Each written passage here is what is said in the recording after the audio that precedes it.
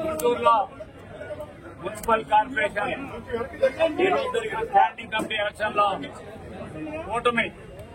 ప్రభుత్వానికి అఖండ విజయం సాధించి పెట్టిన ప్రతి ఒక్క గౌరవ కార్పొరేటర్లందరూ కూడా పేరు పేరున ధన్యవాదాలు తెలియజేస్తున్నాను. గత 8 నెలలుగా మన ప్రభుత్వం వచ్చిన తర్వాత ఏ విధమైన పరిపాలనతో రాష్ట్రాన్ని మళ్లీ